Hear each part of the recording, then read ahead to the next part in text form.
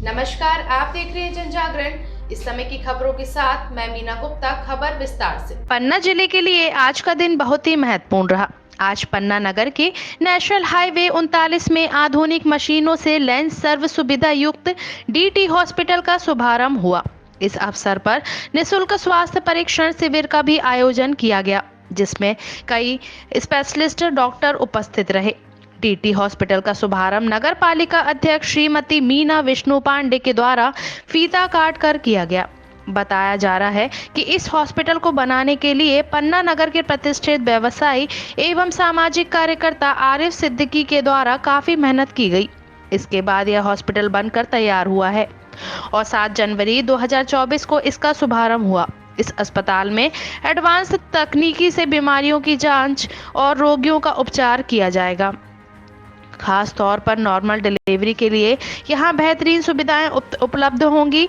Hospital का संचालन lady doctor के द्वारा किया जाएगा और 24 घंटे सेवाएं प्रदान की जाएंगी। इस अस्पताल के खुलने से अब लोगों को इलाज के लिए महानगरों की ओर जाने की आवश्यकता नहीं होगी, जिससे स्थानीय स्तर पर इलाज की सुविधा के साथ साथ लोगों के आवागमन का खर्च भी बचेगा।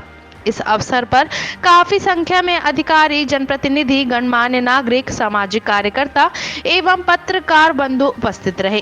पन्ना से जमील खान की रिपोर्ट।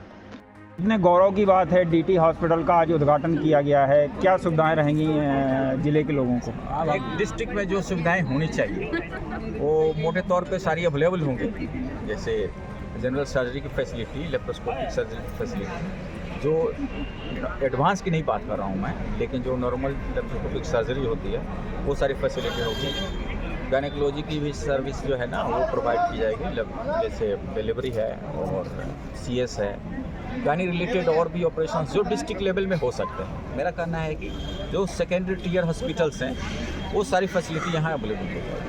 ठीक है, आईसीयू की सुविधा है, ओपी की सुविधा है। आईसीयू में भी जो नॉर्मल जो केसेस हैं जो छोटे छोटे हॉस्पिटल में नहीं हैंडल हो सकते हैं वो यहाँ पर देखे जाएंगे। कुछ आधुनिक यंत्रों की सहायता से आज के डेट में तो आधुनिक यंत्र ये है कि आपके पास वेंटिलेटर है, जैसे एक तो आपका पोर्टेबल वेंटिलेटर है जो कि पेशेंट को शिफ्ट करना होता है कहीं पर बिग हॉस्पिटल्स में, उसमें अवेलेबल होता है, या हम लोग कभी जैसे डील कर रहे हैं वैसे पेशेंट्स को कैजुअल्टी में, फिर उसको इन्वेस्टिगेशन के लिए ले जाना है, इंट्यूबेटेड है, उसको आप रेगुलरली आप एम्बू बैग से नहीं कर सकते।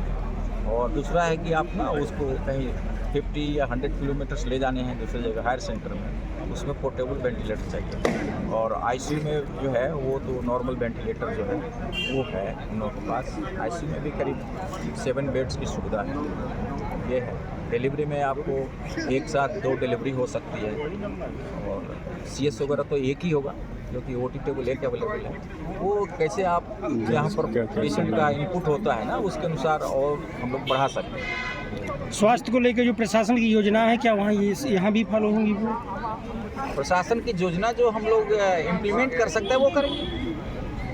आयुष्मान कार्ड के लिए पूछ रहे थे। अच्छा, आयुष्मान कार्ड के लिए ना कुछ इंस्पेक्शन होते हैं जो ग्रेट हॉस्पिटल के अंदर NABH है ना, national accreditation board of health, उसका जो इंस्पेक्शन होगा तो उनके जो हैं कि ये आपकी फैसिलिटी होनी चाहिए, सर्विसेज है, स्टैंडर्ड है, तो उसके अनुसार जब हो जाएगा तो भी मिलेगा। सोनोग्राफी जैसी विशेष सुविधाएं भी रहेंगी? हाँ, वो सोनोग्राफी तो आजकल किसी भी हॉस्पिटल में रहना जरूरी है।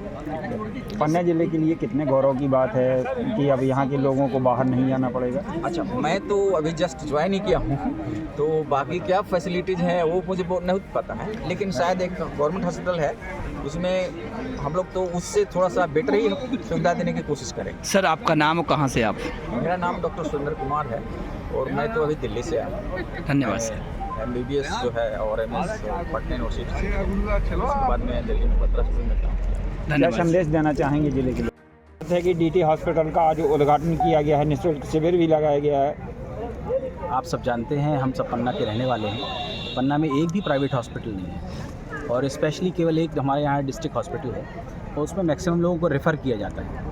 थोड़ा भी ज़्यादा प्रॉब्लम हो तो हमें यहाँ से जबलपुर या इंदौर जाना पड़ता है। हमारी ये कोशिश है, हम अपने पिताजी को नहीं बचा पाए, सुविधाएं नहीं दे पाए, आज हम अपने पन्ना को एक मल्टी सिटी हॉस्पिटल समर्पित करने जा रहे हैं और हमने इसको बना दिया, सब कर दिया, संस्था द्वारा सब इसको संचालन हो रहा है। डॉक्टर्स हमारे बड़े बड़े डॉक्टर्स आ रहे हैं और आगे भी अच्छा चलता रहे, इसकी हमारी मनोकामना है।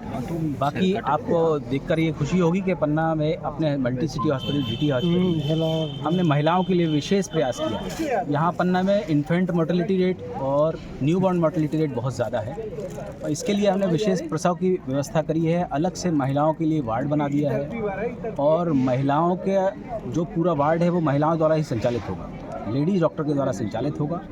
24 घंटे सुविधा उपलब्ध रहेगी और नॉर्मल डिलीवरी कराने की हमारी बहुत सारी प्रयास है, जिसमें हमने एक्सपर्ट डॉक्टर्स को भी बुलाया है और एक्सपर्ट टीम को बुलाया है। इसके अलावा सोनोग्राफी जो है जो इम्पॉर्टेंट एक पार्ट है, तो सोनोग्राफी की हमने एडवांस जो है वॉल्यूशन की मशीन खरीदी है और इस मशीन में 4 प्रोब होंगे आपके। बच्चे का विथ फोटोग्राफ जो है इसमें डिज़ाइन हो जाएगी, आपकी इमेजिंग हो जाएगी। इसके अलावा इको कार्डियो की भी फैसिलिटी प्रोवाइड करी गई है कि यहाँ पर हार्ट अटैक आते हैं तो कार्डियोग्राफी नहीं हो पाती, तो उस मशीन से इको कार्डियोग्राफी भी होगी।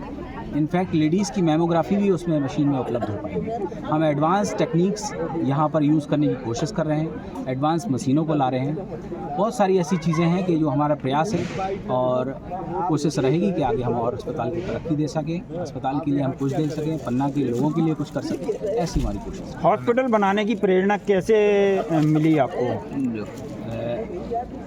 अब मैं इसके लिए एक हमारे अंदर की बात मैं बताऊं कि मेरे पिताजी को मैं अपने नहीं बचा सका, क्योंकि हमारे पन्ना में हम लोग कुछ उनको सेवाएं नहीं दे पाए, हमें ऊपर वाले ने अवसर नहीं दिया कि हम उनकी खिदमत कर पाएँ। लेकिन उनको ना बचाने का हमारा एक जो दुख था, हमने उसको एक अस्पताल में परिणित किया कि दूसरों के साथ ऐसी घटनाएं ना हों। हमारे पास वेंटिलेटर नहीं था, जिस वजह से हम उनको नहीं बचा पाए। अब ये है कि हम लोगों को ऐसा ना करने दें, इसलिए हमने ये अस्पताल। धन्यवाद। खबरों के लिए जुड़े रहें टीवी जनजागरण के साथ। चैनल को लाइक करें, शेयर करें, सब्सक्राइब करें। कमेंट बॉक्स में बताएं कि आपको खबरों में क्या अच्छा लगा।